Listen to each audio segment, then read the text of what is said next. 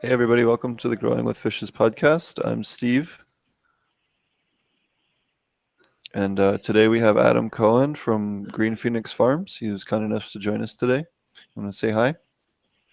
Good evening. And Marty will be joining us in a bit. He had a family obligation at the moment. He wasn't able to join us right at the start, but he will be joining us in a few. Um, Today we have a whole bunch of important topics. The DEA has decided to go completely batshit crazy this week, which we'll get into. There's a whole bunch of new rules and regulations and regarding the DEA extracts and a whole bunch of other things that kinds of headaches for an innumerable number of people. And yeah, it'll be fun to talk about later. Um, right now we have I've had a whole bunch of stuff going on. We're just getting Eden all situated, planning out our new set of greenhouses, and getting some outdoor soil beds running just to get some winter crops going. And that's about all I've had going on. We have a few other things in the works. I have hopefully we'll have a little short video for you guys on Saturday. A little short live video depending on what I can get. What's going on with something pretty you guys will all like, and yeah, can't really tell you much more on it, but I'll show you. So, what we'll do today is Adam's going to talk to us. Adam is from Green Phoenix Farms. If you guys are interested in learning more, you can go to the description of the podcast there and take you to a link directly to his website. He has heads up a large commercial aquaponics farm where they do lettuce and a bunch of other vegetables and things like that. He has a lot of years of experience working on the commercial scale. He's also the president or vice president. Is it the president? Chairman. Chairman. I'm sorry, Chairman. the chairman of the Aquaponics Association, and which is the largest group of aquaponics affiliated companies in the United States and as well as the world.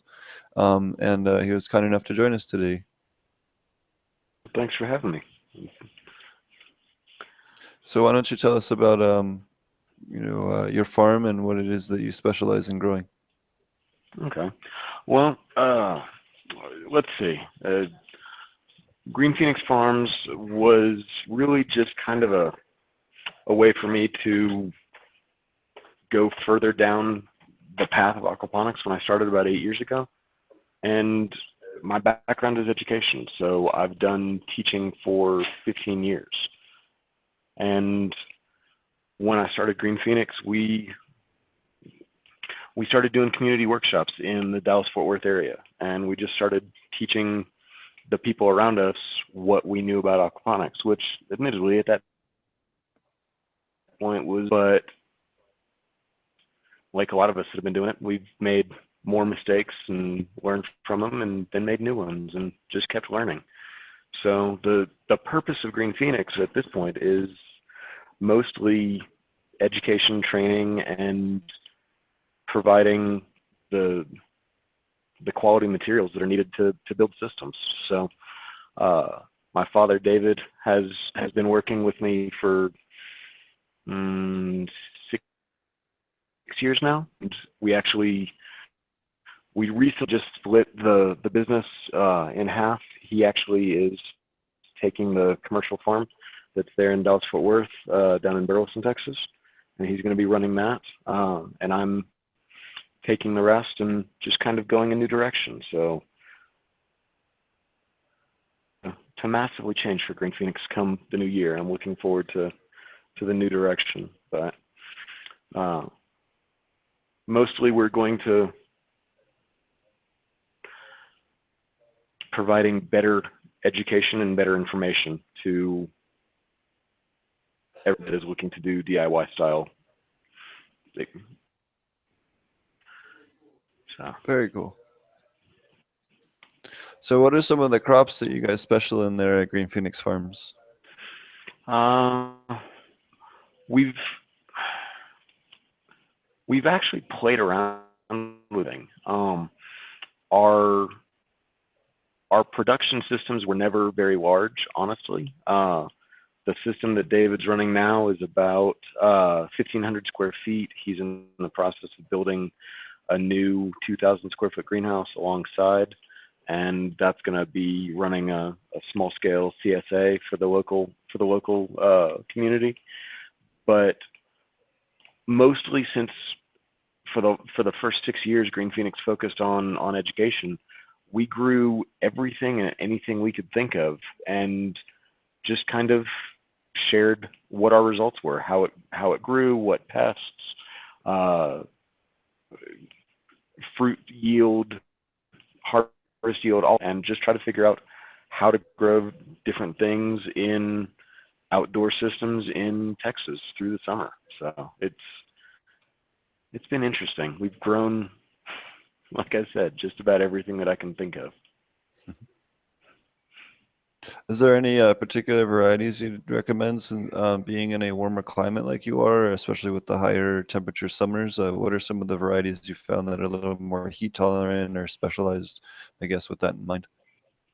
Um, well, through the Texas summer, we actually uh, a lot of the things did great. I mean, obviously things like cucumbers, melons, okra, we couldn't keep them under control. They just took over everything that we tried to plant them in.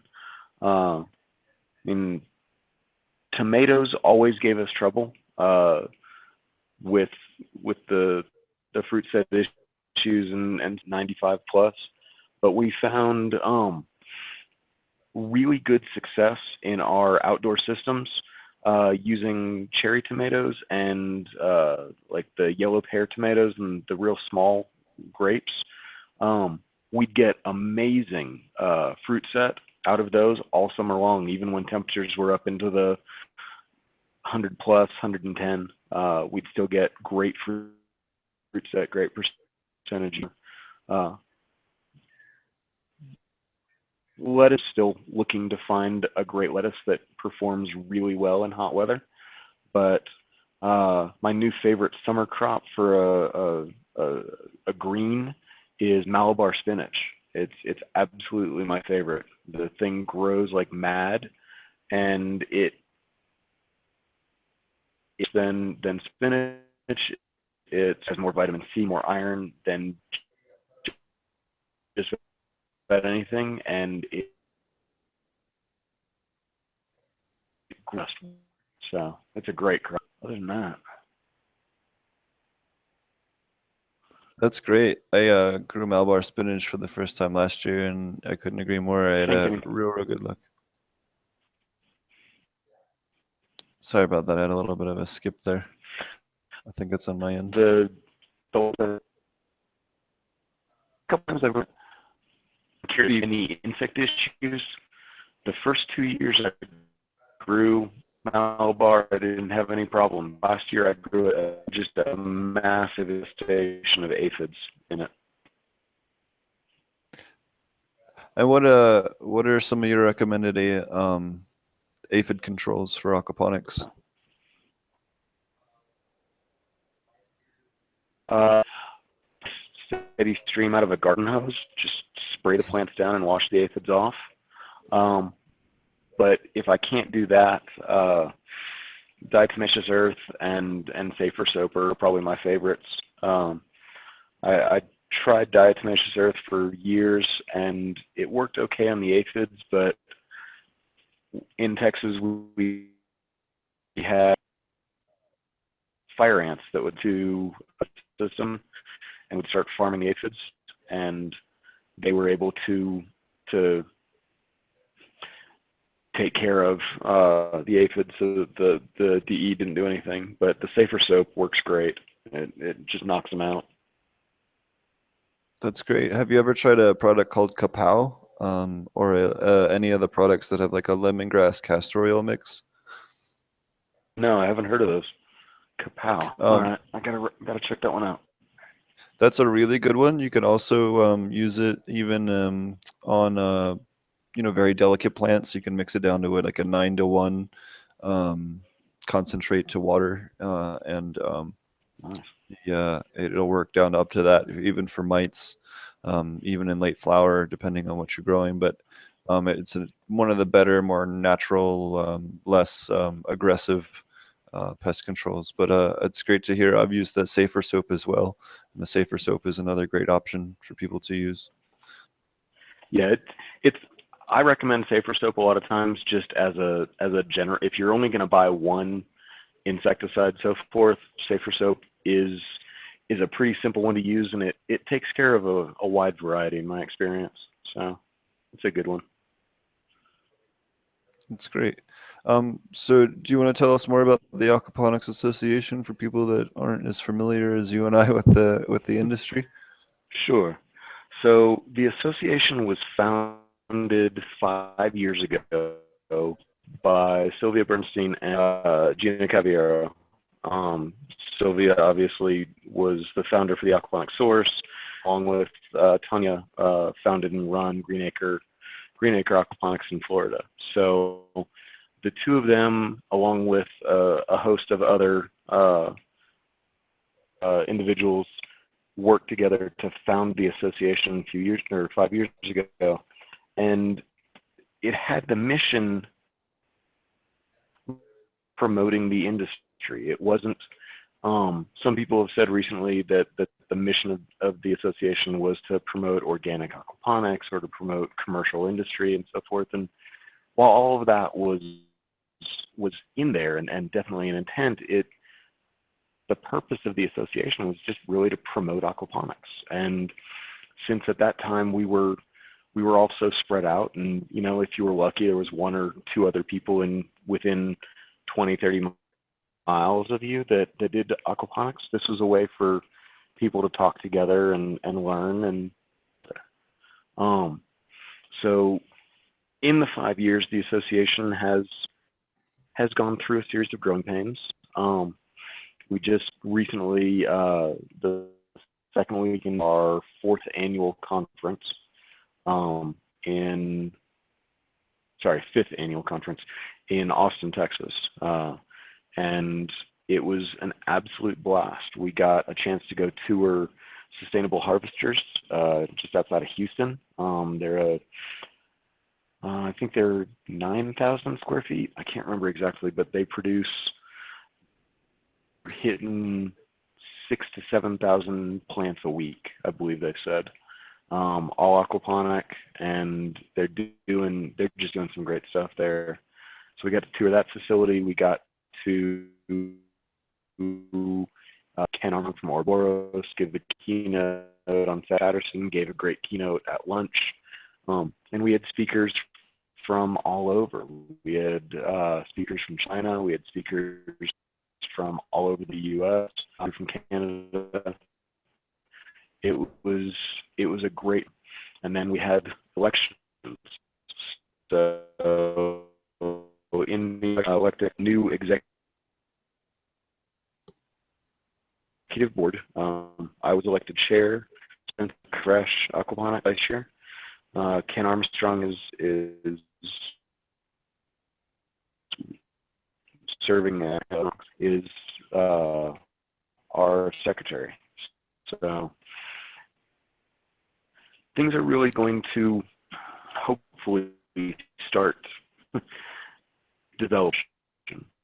We have that we're going to launch at the first of the year, and just to increase communication, to get information out to people who are doing aquaponics about what's out there or what's available, business, where to find resources like funding or help in design or materials, just how to do what we do better, easier, and more efficiently. So that's where we're going.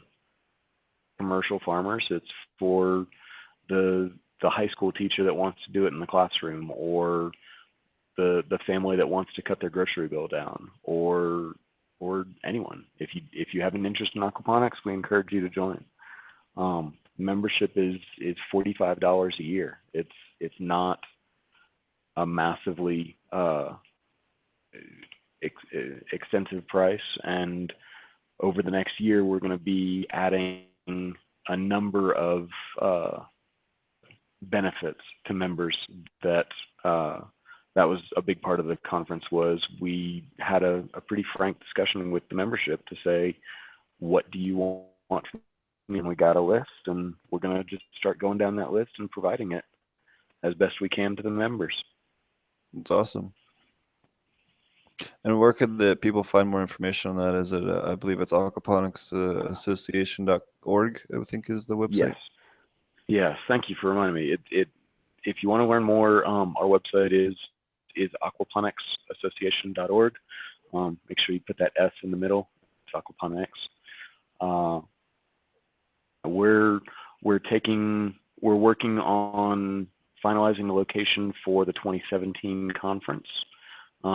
We've got a couple of possibilities, but we're hoping that we'll be able to announce the location for the 2017 conference. And we really encourage membership. If you're interested in aquaponics, it's worth joining. Like our page on Facebook, and even if you're not a member, you'll see a lot of what's going on through that page.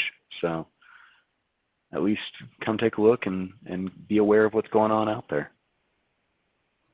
Wonderful. I know I've never actually had a chance to go to any of the Aquaponics Association conventions, but it's definitely, was hoping to be at the one this year, and had some stuff come up. I wasn't able to work it out schedule-wise, but I know you guys do a lot for disseminating information. I know you guys did a lot. Now, I believe the Aquaponics Association also did a lot for the organic stuff that's been quite the rage lately. Do you want to touch on that? Yeah, I can speak a little bit to that. Our policy, Brian, was actually there at the organic, the NOSB hearing meeting that happened in St. Louis, actually a few weeks ago, about a week after he was joined by the benefits of aquaponics, and provided a wealth of information along with public comment as to why aquaponics should be allowed or continued to receive organic certification. And there's a whole release that will be coming out very quickly about all of this, more details. But the short of it is that the NOSB couldn't get consensus so it is going back to the drawing board, and it's going to be more this year. So the issue has not yet been settled, but at this point it is. I don't think we're really in danger of losing the ability to get aquaponic systems certified organic. So I'm really excited about that. Yeah, it's always nice to see when we get a victory and that stuff, especially with the not every industry being able to apply for aquaponics. It's a step in the right, or not be able to apply for aquaponics, not able to be able to apply for organic certification. It's nice to see some victories in that realm, and hopefully we'll be able to get all the crops that grow in the United States to be organically certified. Understood. Yeah, that'll be a good day. I mean, it's more the education. It's teaching people that traditional hydroponics is not the same as aquaponics, and the fact that we have a microbial environment that is as diverse and as thriving, if not more so, than healthy soil is it's just an education, but it's coming. So now, do you ever use microbial inoculants or anything like that? In my systems, we needed to. The cycling phase, so forth, is enough to bring in the bacterial population that makes the system run. But in terms of the education that I was talking about a moment ago, we need to do more research to know what bacteria make up a healthy system. There's been a great deal of research with soil agriculture in the last 10 years to look at exactly what types of bacteria and fungus and everything else live together to make up healthy soil. If we can identify which aquaponic systems are the most productive, and then be able to identify the microbial fauna that live in those systems, that'll give us a better understanding of how systems actually work. But we've got to find the funding to be able to get that to the researchers to do the research and then publish the results. We need to get to a point where the aquaponics industry isn't driven by this idea of holding everything close to your chest, and it's, this is my idea, this is my patent, and nobody else gets to use it unless you pay me. Information needs to be released, and while I'm not saying that everything should be free, I do think that research needs to be prioritized and actually have verifiable information that can be relied on, and it's not just what somebody thinks or some unfounded. We have to have hard data if we're going to take this to the next level of commercial viability. No, I agree 100%. That was one of like the most frustrating things coming into aquaponics, is the fact that like there was not really, no one really had mapped out like a suggested parts per million nutrient range for a lot of these different nutrients to figure out like, do I have enough? Do I need to supplement? There hasn't been a whole lot of microbial research. I know that back when I worked at the aquaponics source, we tested a whole bunch of different microbial inoculants, and the one that really made a difference, and especially even post working for them in the last, is a product called Mammoth P, which is a phosphorus chelating microbe that helps make much more phosphorus that's already available. There's already phosphorus in your aquaponic system that the fish produce, but it kind of unlocks a lot more of it to be plant available. Totally fish safe. You can use it as much as you want. But it's just one of those things where, just going back to what you're saying, where, once we were able to map out all these different microbes and what they do and what they're part of the food web, rather than just nitrospira, nitrosoma, and getting way more down the rabbit hole, and making sure that those are provided, and then eventually there will be microbial products that are derived from that based on what we discover from all that, and it is a huge area of research, especially in aquaponics, that just hasn't been touched on hardly at all. Agreed. And that's really, with things like the Food Safety Modernization Act, the FSMA, with the requirements that major wholesale buyers, Whole Foods, H-E-B, Albertsons, Kroger, that they have on producers to have GAPS certifications and various biosafety protocols and so forth. It's going to become critical that we as an industry know exactly how our systems work on the biological level, not at the grand scale, not, well, waste gets processed into fertilizer. That's great, but we need to know how it works. And bottom line, it's a business. If you can add supplement A that will increase the efficiency of utilization of what's already in your system, or you add supplements B, C, D, and E, because you have to provide those same nutrients in a form that the plants can utilize, it's cost. If you add the first one once, or you add the others monthly, weekly, you're gonna make more money if you do the most efficient way. And that's the bottom line with business, is we have to be profitable. So that's where our industry needs to go from a commercial perspective. Now, is all of that necessary? Is that necessary for the guy who wants to grow in his backyard to provide food for his family? No, of course not. But the goals are different. So when I teach students, when I teach classes or talk to people, that's, in the end, that's what I always come back to is, one, aquaponics isn't going to save the world. It's a great tool. It's a great Yeah, the creating opportunities, but it's not going to solve every solution. And if you know what you want, then you can design a system to reach that goal.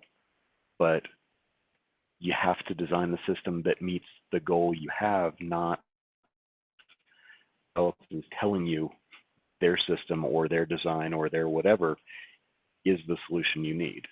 Because in the end, you really should learn how to design it yourself, whether you're building an IBC tote system or 40,000 square foot of commercial production. Now, with that being said, what are some of the more common issues or stumbling blocks or other, I guess things you run into working with people that are trying to get started? Common stumbling blocks. Let's see. The number one that I have is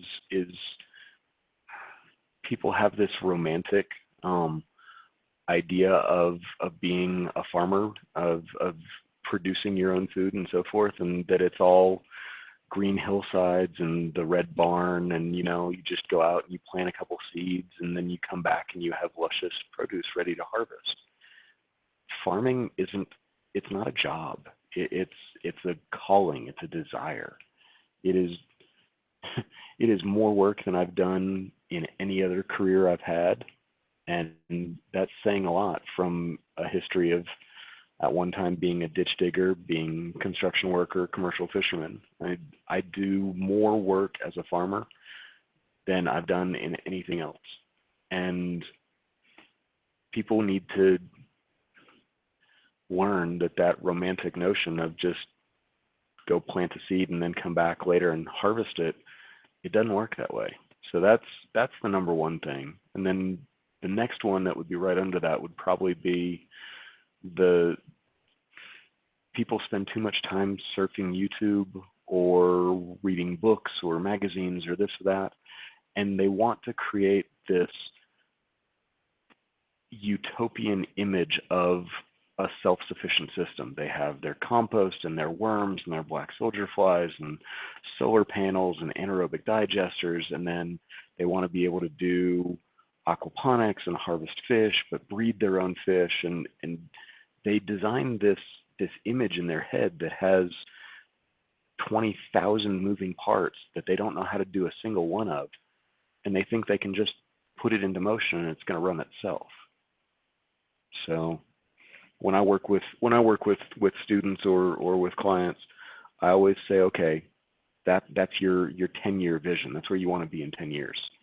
Now let's move that back in phases, and when you start day one, you're going to pay for all of your inputs. You're going to pay for all your power, all your water, so forth. And every year, you're just going to add another piece onto this design to get to your vision. But you can't start with too complex. You set yourself up for failure at that point. Yeah, that's definitely something that I've seen quite a few times where people have, just get way too complicated, and just like you're saying, they don't have a real good understanding of how the whole system fits together, and then they try and you got to get at least your bread and butter down before you can start making a souffle. Absolutely. I mean, simply put, I've been doing this professionally, semi-professionally now for 8, almost 9 years, and I learn I learn new things daily, if not several. Oh, I shouldn't do that, or I really need to do it this way, or oh, look, here's a paper on filtration that I've never heard of, and that's going to change how I design my radial flow solid separator. I mean, just much information out there that you could spend months on a particular facet and not even master that facet. The idea that somebody can come into aquaponics with, never even keeping a fish tank in their house, and then can all of a sudden go out and open up a 5,000 square foot commercial farm, when not only have they never grown a plant, they've never kept a fish, and they've never owned a business, but they think they can be a farmer.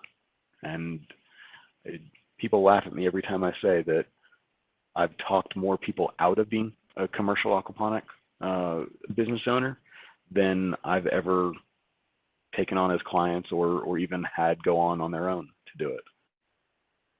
I don't think, my personal opinion is that the aquaponics industry is too young to really have that depth of vision to know what is really necessary.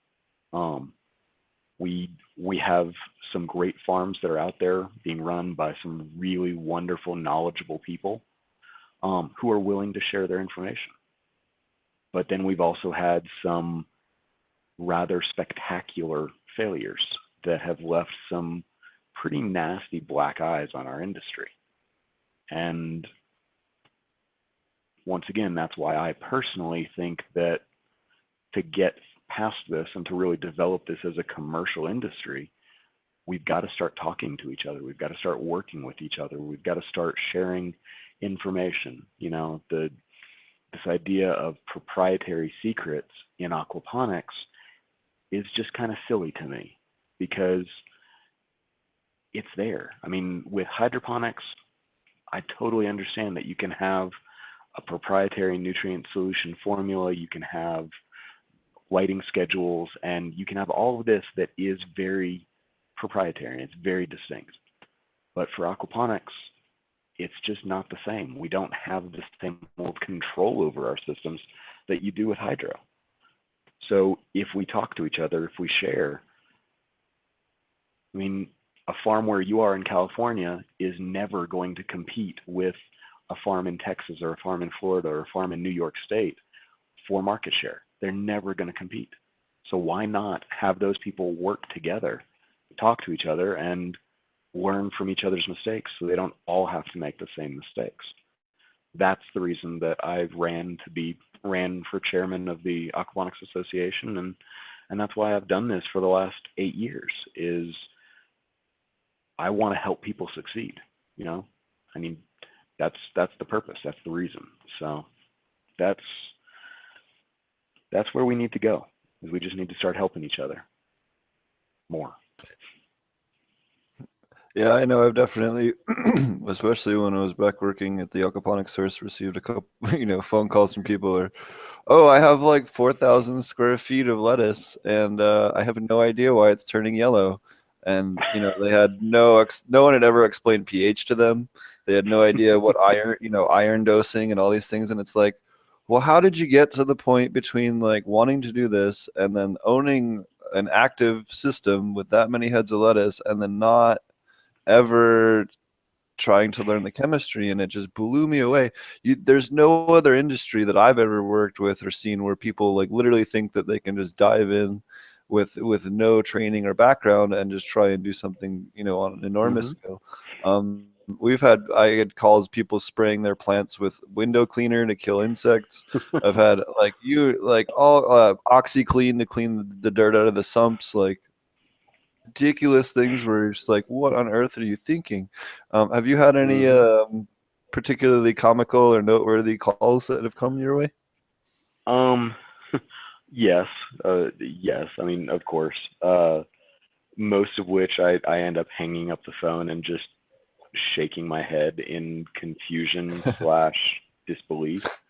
And I mean, I could come up with a list, but most were similar to the ones that you just described. But one, I do remember one. A guy called me and he said, "Okay, he had some like massive acreage and so forth, and he could put up whatever he wanted out there.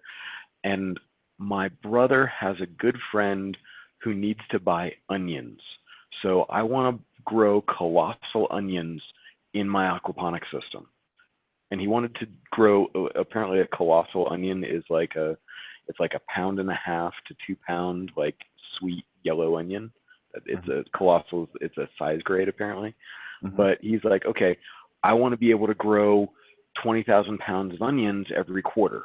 I was like, okay, go buy a tractor. There's no reason, there's absolutely no reason for you to do this in aquaponics. And he stops for a second, and I can hear him pausing, and he comes back. But I've already built the greenhouse in the deep water troughs. How do I grow onions in that? It's just like Wow. Yeah. you. I didn't even know how to respond to him. I mean, it just, and it goes back to what I was saying. It's that romantic notion of, well, I'll be a farmer. I can grow it. You know, it, I forget who I heard. I forget if it was Rob Nash or Ryan Chatterson, or maybe it was Elise TC Links. Um, but one of them said years ago, and we all say it now, is that you'll never make any money growing plants or fish. You'll never make a dime if you sell plants and fish. If you want to run a Hmm. commercial facility, you need to know how you're going to distribute and sell and at what price your product before you even consider need, before you build the system, before you plant a seed. If you don't know how you're going to sell your product, why even go into business?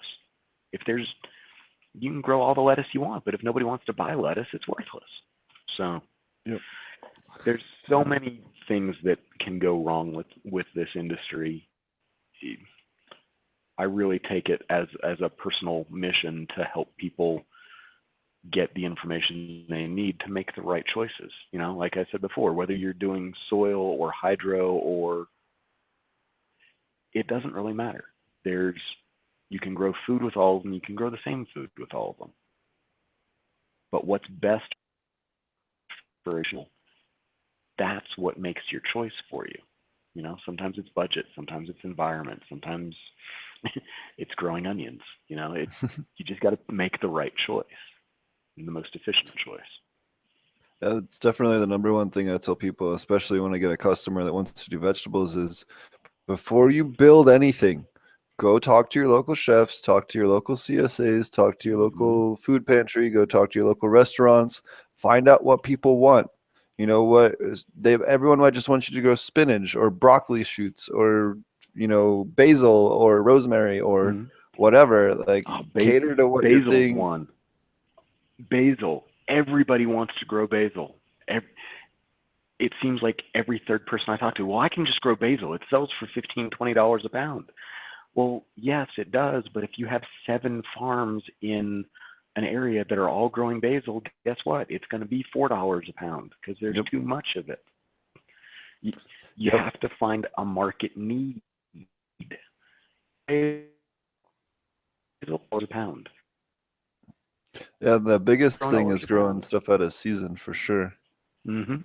Yeah, like in Colorado, in northern New Mexico, in Minnesota, Michigan, whatever. If you can grow basil during the winter, this is growing it, you might get $25 a pound. Because nobody else can get it, and crops like basil don't ship very well. But if you're Yep. if you're in Central Texas and you're trying to grow tomatoes, well, guess what? Everybody's growing tomatoes during the summer. Hell, in Central Texas, everybody's growing tomatoes 12 months out of the year. But the point is that aquaponics, hydroponics, these are more expensive ways to farm. It costs more per unit to do aquaponics or hydroponics. The only way you're going to make any money is if you're selling a higher quality product into a niche market or into a market that is off season. You know, Rob Nash and I were talking at the conference that he was real close to finding a deal to sell his lettuce in a grocery store, and then he came back 2 weeks later and there was a new hydroponic lettuce that was coming in from Mexico. It was 2 heads of lettuce for 99 cents.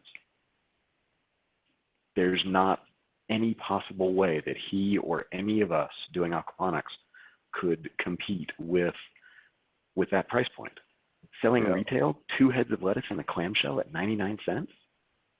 I mean, there's no way. So you have to know your market. You have to know what people are willing to pay and what volume they're willing to buy. The one notable exception to that would be the cannabis industry, just because of how long it takes to grow and how much extra water you end up using for hydroponics versus aquaponics. Any other Yeah, and longer term crops, some of those can be a little bit cheaper to do AP versus hydro, but it really depends mhm, on the growth time. that's true. And from an individual harvest point, I mean, I'll be the first to admit I don't know a whole lot about the cannabis industry, but it's still going to suffer from the same potential issues that Hmm. a food crop would, because legalization of recreational and medicinal production, and so forth, that there's going to be eventually maximum number of producers that can hit Yep. that top dollar price.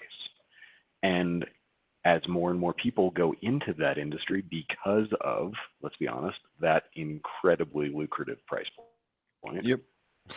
the more people you have producing, it's supply and demand. The more supply, the lower the cost. Hmm. So, it's going to happen, but due to the gloriously elevated price point, it will take a while before people start really losing their shirts at it. Indeed. Is there any particular varieties you suggest for people that are getting started that you've had a lot of success with, or is there any particular fish that species aside from tilapia that you've had a lot of success with? um, Honestly, when it comes to fish, sometimes, especially for small scale producers like backyarders and such, and family producers, I tell them to go with goldfish and koi fish Hmm. because they're more resilient, they're cheaper to feed, they handle hot temperatures, cold temperatures. They, they're just they're they're um. I actually usually try to talk people away from tilapia because once again, it seems like the people that come to me always have this that they can buy like 6 tilapia once and then breed them on their own from then on and never have to buy another fingerling. So I usually,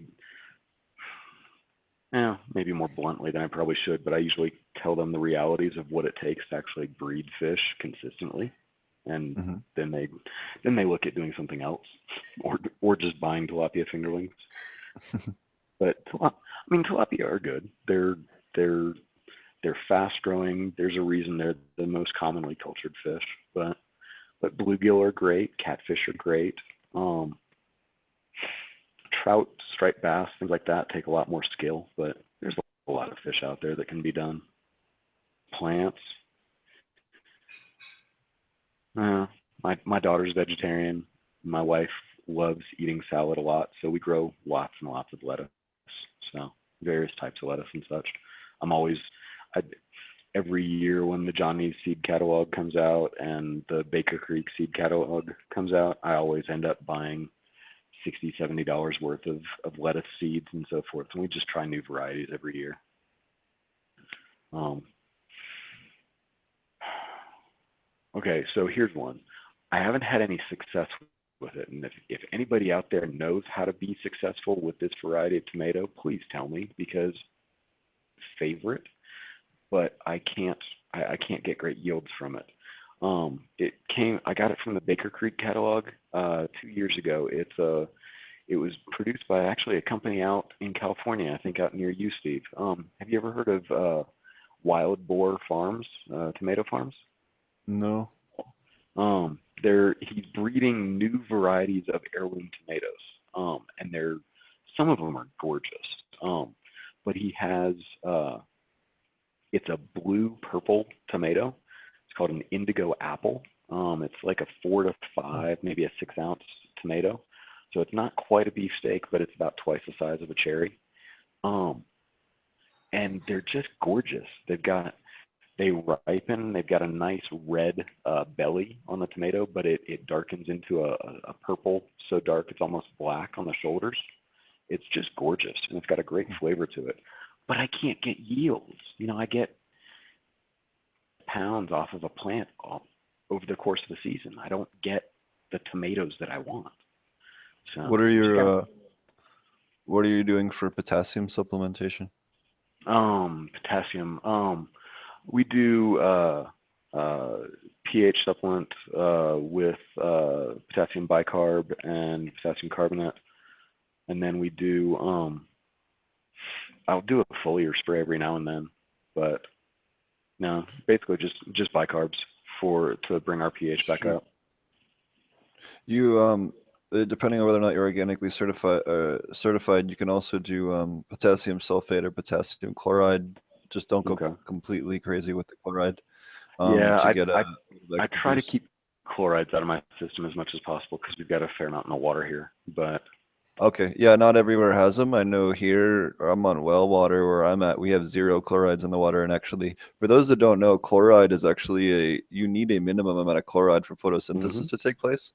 So maintaining a 60 to 80 chloride parts per million chloride in your water will have zero effect, negative impact on your microbials or your fish. hmm yeah, as Fish can survive up to 180 actually, comfortably before the EPA. I think it's 200 is the EPA cutoff. hmm now the only caveat on that though is if you have chloride in combination with sodium in your water, then that can Yes. cause problems. But if you have no sodium, you can have a actually a quite elevated chloride level without any issues. Yep. Plus, chloride usually off gases relatively quickly if it ends up in the upper end of your range, just through if you have air stones in the system or water moving. That's So, true. That's true. But yeah, I mean, but as far as the tomatoes go, it's not that like I'm getting blossom drop or anything, and it's not that the fruit are small or mhm, undersized. It's just I don't get many it's flowers. not producing. I don't know, and so maybe that's the question. If anybody out there has grown the indigo tomato variety, do you get small numbers of flowers, or do you get massive flowers? Because I don't, you know, like on my yellow pears and so forth, I'll Mhm, get like 300 flowers across the plant. On my indigo mhm. apples, I'll get like 10. So Huh. it's odd. So it's I get a good fruit set percentage. I'll probably get a 90% fruit set on the flowers, but Mhm. I don't get many flowers. One of the And that other sucks because it's a one of the great other tomato. nutrients I noticed, especially with the last farm that I was working at, that we used a lot with the tomatoes and had a lot of success with was uh, for switching at least one of our, alternating between the potassium carbonate based buffers and then a potassium silicate, which added to silica, Okay. and that also seems to help with tomatoes, especially with tomatoes and cucumbers resisting powdery mildew and other molds. Okay. Once they hit a certain age, sometimes it can be kind of tricky to keep it off of them, and Yeah. that really helps a lot with reducing that. Okay. Yeah, you and I talked about silicates, what was it, a month ago or so? Definitely next season, Mhm. we'll look into doing some trials and experiments with that and actually try to get some information that we can release and put out publicly. But no, I haven't tried silicates yet. That's that's next on my list.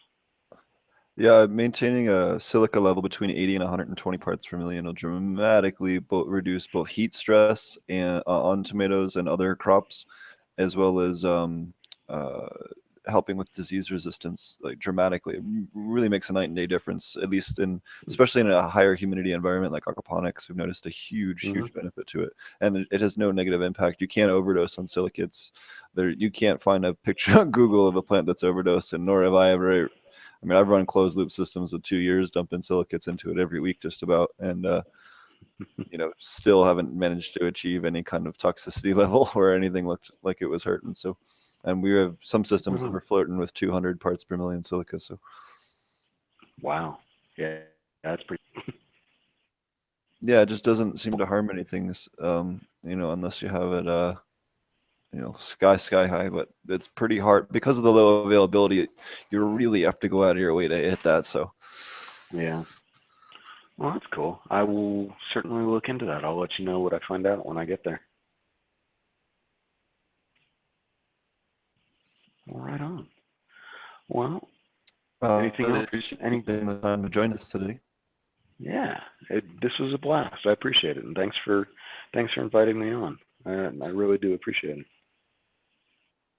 Yeah, again in the So, future, and thanks for taking the time to tell us about your different methods. For those of you wanting to get a hold of him, you can reach him at greenphoenixfarms.com, and I don't know, feel free to plug anything else. I think you also teach some classes or workshops, and you do a bunch of other things, so they can reach you through there. Yeah, hmm yeah, it, wonderful. finding me through greenphoenixfarms.com is probably the absolute best way to do it.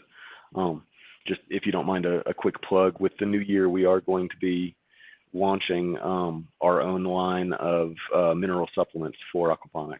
So uh, Very cool. that will there's some information on the website now, but the website's going to undergo a complete and total redesign in the next 3 weeks. So come back at the start of the new year, and if you have a question, we'll be here to help you answer it. If we can't answer it, we'll send you to somebody who can. So thanks for having me here. And haven't heard again aquaponics specific stuff, so it's really nice to hear. Well, it's always fun to talk to people who actually know what they're talking about. So it's been fun, Steve. I appreciate it. Appreciate it. Thank you. All right, have a good night.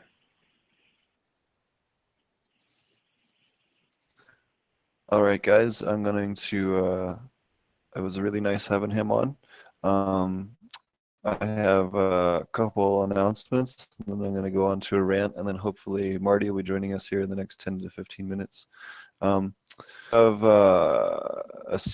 so we're working on having a California event in Southern California, near San Diego, um, later in the year, sometime after July. We'll have more information on that, but it'll be a joint event with another group of people that just waiting on more details before I can make a wider announcement, but definitely plan on coming out to Southern California the second half of the year. Um, Wanting to, yeah, I'll have more information soon, but Mark, save the date. Um, we'll be teaching classes here up in Ouroboros. We have some more dates. We'll be teaching aquaponic cannabis class in January, January 21st and 22nd. The next one will be March 25th and 26th. Then we'll be teaching one in May on the 13th and 14th. We'll be teaching another one in July on the 22nd and 23rd. In August on the 19th and 20th, in September on the 23rd and 24th, and October on the 21st and 22nd. If you're interested in that, visit aquaponic.com. If you're interested in attending the class or have questions on that, I'm happy to announce that. Let's see here to make sure we don't have any live questions. No, Marty didn't take off. As a question in chat, Marty didn't take off. He just had a fam, and will be joining us here any minute. He just had something that popped up last minute. So one thing I wanted to touch on today, I'm not going to name the company, but there was a company that approached us that is a more prominent aquaponics company. Wanted to be on the show, has posted a couple of things on the aquaponic Facebook group, and then today they were going to be our other guest on the show, and they decided that they didn't want to be on the show because they didn't want to be associated with cannabis. The guy's just not going to be on the show, and he got removed from the group. I don't have time for that crap. Like, if you're going to waste my time and try and use this for advertising and use this to promote your stuff, like, come on the show and don't discriminate against us. We have to deal with discrimination as an aquaponic cannabis business, this radio show and everything else. I don't need people that are just going to do that kind of crap. So that really, there's a lot of discrimination that still goes on. And this is even like, this is just one little tiny piece of it. This is kind of ridiculous that in the modern age, and it's really funny for me as someone who's very jaded. When I leave to go to other less than legal states, when I'm flying through them, to like forget that like people can't just go do this, that, or the other, or go to their local, even garden people can't just go to the local grocery store. There isn't a local hydro store or a local grocery store, like there is in even the cannabis legal states, the medical estates. That they just don't have access to the same types of nutrients even for their own garden. It gets kind of frustrating, and I don't know. That really upset me, and I don't know.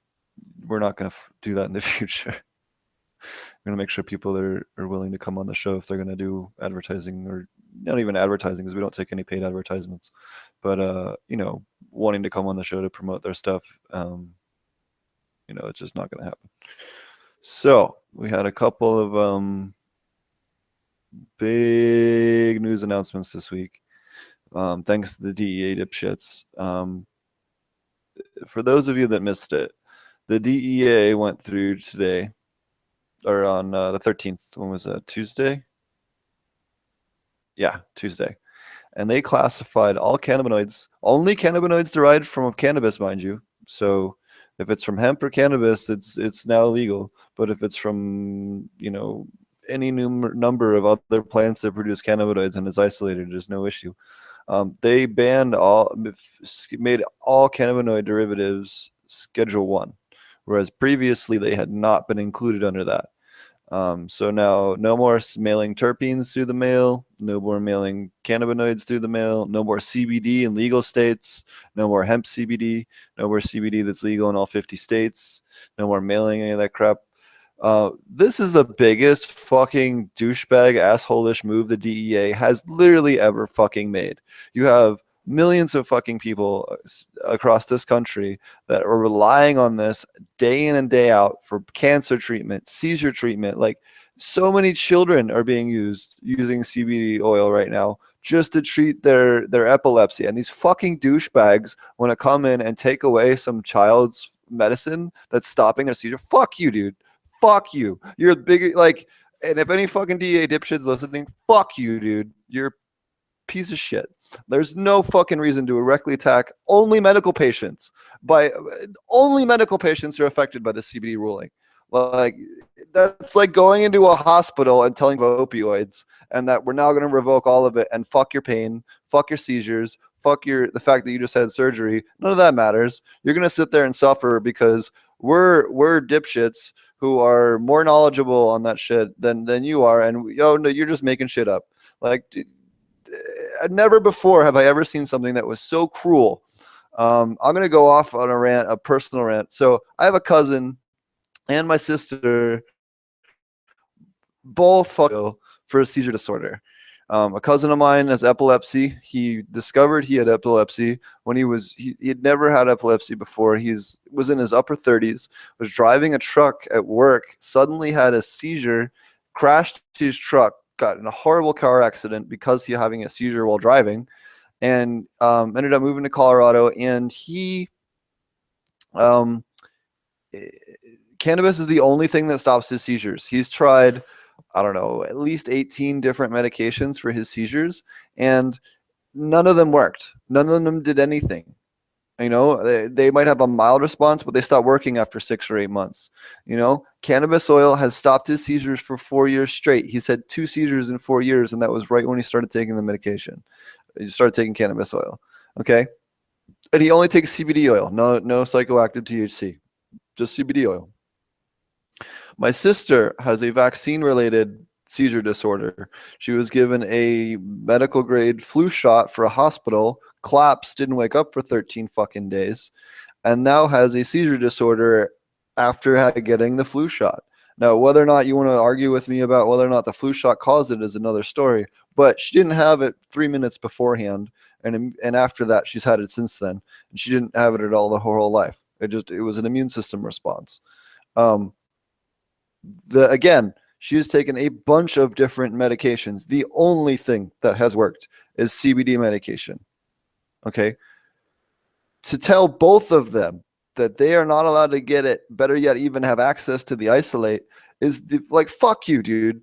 I will personally make that shit for both of them.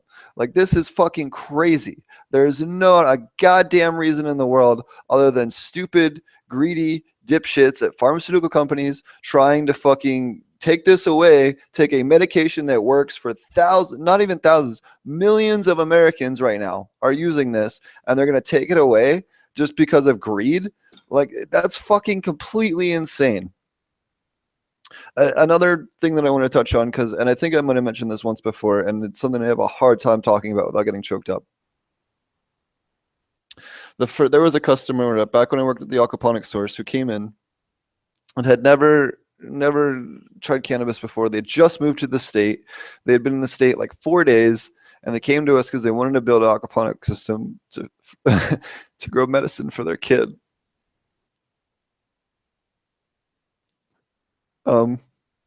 Their kid, I'll leave names out of this, but wrapped into a stroller because he could not like walk around and not have a seizure and fall down, and he fall down, hurt himself, and he was having between 60 and 100 and some seizures a day. It was crazy. the next time I saw that kid was 3 months later. CBD oil. That kid ran through the store, knocking shit off the shelves, running over to the fish tank, wanting to feed the fish, pointing at the fish, pointing at the tomatoes, all that stuff. To take a kid that was like totally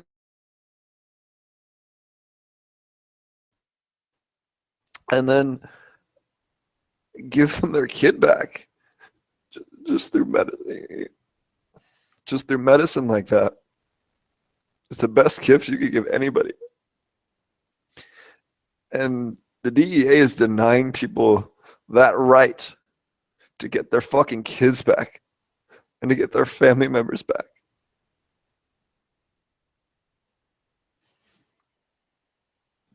And it's the most anger fucking inducing thing on the planet. Like, that's just beyond fucked up. I'm sorry for getting emotional, but like, God fucking damn it.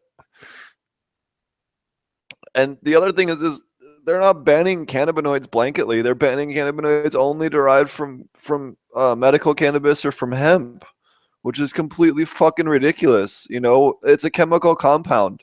LSD made from a guy in a basement is no different than LSD made from a guy in a fucking laboratory. It's LSD. LSD is LSD. What? There's no difference from that. There's no other there's no other industry that's regulated like this. That's completely fucking insane. Better yet, one that fucking has literally the ability to transform people's fucking lives. This is just completely fucking insane. It's complete fucking bullshit. And there's no goddamn reason for it. It's not based on science. It's based on fucking greed and bullshit. We have a couple people in chat. I didn't mean to leave you guys out. This ganja guy says CBD is the devil. Wait, so I can't buy EMU 420 CBD rub at the dispensary anymore? Yeah, so all extracts and isolates are now classified as Schedule 1 felonies. Even do isolates now, which is completely fucking psychotic. We have another guy who says, I'm over legal cannabis industry. I was feeling optimistic about things changing in Texas, but not anymore. Corruption has reared its ugly head. Call me stupid, but I grow aquaponics.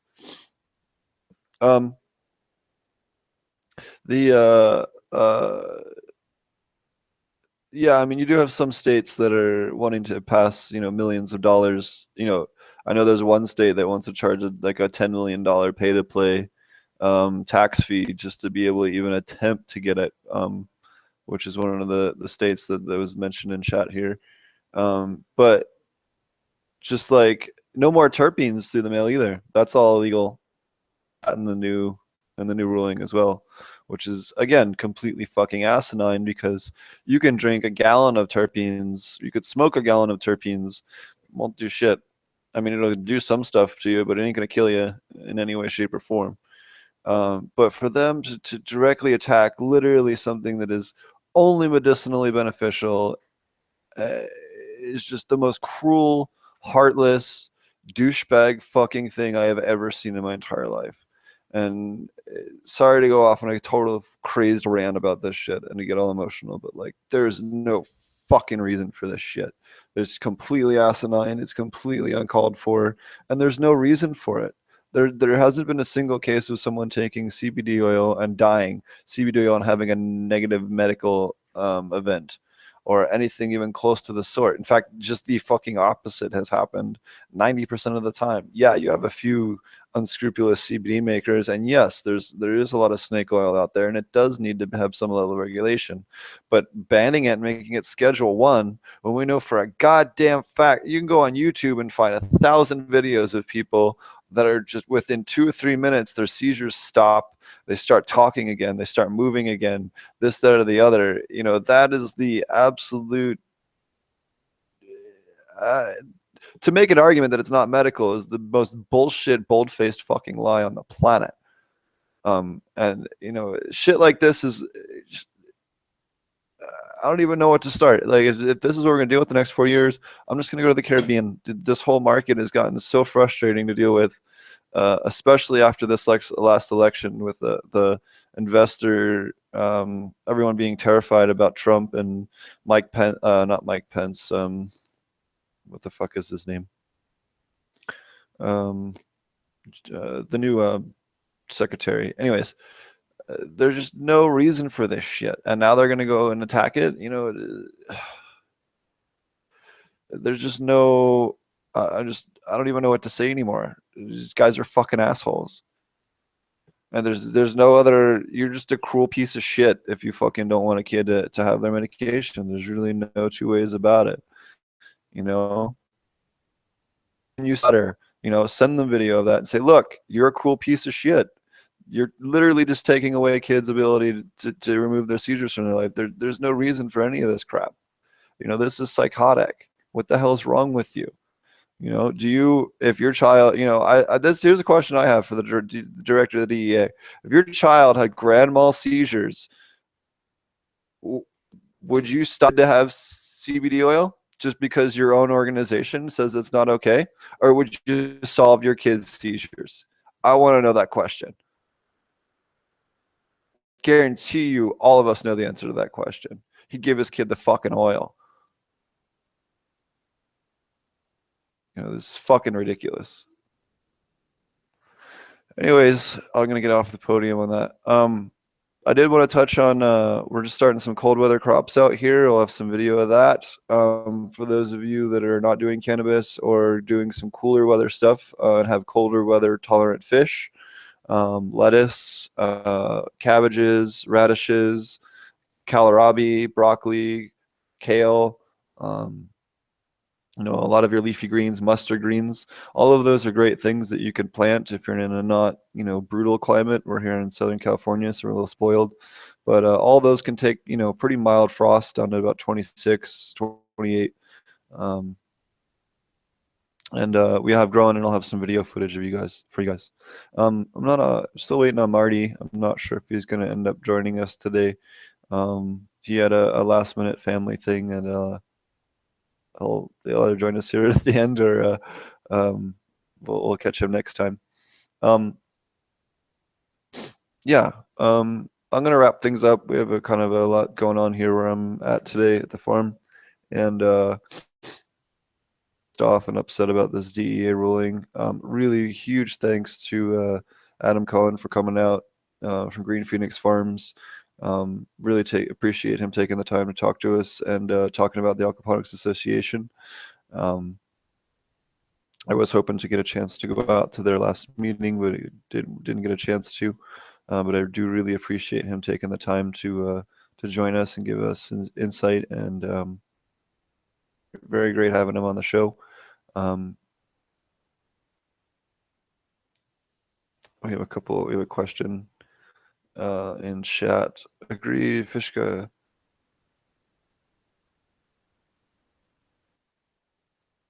Oh, Fish, there's a question in chat. It says, who do you think is pulling the strings of the DEA? Big Pharma? Yeah, absolutely Big Pharma is. Cannabis is one of the largest threats to the pharmaceutical industry. It's a painkiller, it's a digestive aid, it is a seizure suppressant, it's a cancer drug, it is a whole bunch of things that are their bread and butter every day. Oh, take a pill until you die income. And it's a direct threat to all of that. It's much safer for people than any of those things. Almost any medication you take that you're supposed to take for the rest of your life will have a negative impact on your kidney or your liver 90% of the time. It's complete bullshit. Whereas cannabis has no negative, very little negative impact, especially if you do vaporizing or edibles. Very little to no negative impact on your body compared to all these other medications that both cost a lot more and have a much bigger health impact. Or they want to give you a pill for the symptoms, and then they want to give you a pill for the side effects of that. And suddenly you're taking 6 pills instead of one when you only have one problem. It's ridiculous. So that's what this all goes back to. It's the same bullshit, different day. Um, uh, yeah. So well, check out the classes at aquachronic.com if you're interested in taking a class. We'll have more locations to announce outside of San Francisco here soon. Once I finish nailing all those down shortly, and we'll be teaching some other classes up at Oreboro, some advanced and some herbal classes up there as well. I think the dates either haven't been posted yet, but as soon as we have the dates, I'll post those. And I appreciate everyone for joining us today. Sorry, it's a little bit different format. Marty wasn't able to join us, but I appreciate y'all taking the time to join us today. Visit me at comment or anything else. Always feel free to email me at potentponics@gmail.com. And check out the website, potentponics.com. YouTube is potentponics. Marty's is AP Meds. He wasn't. He's normally with us. And the Facebook group is Aquaponic Cannabis Growers. We do a lot of talk and chat in there. Oh, we did have one question from there earlier. Hold on.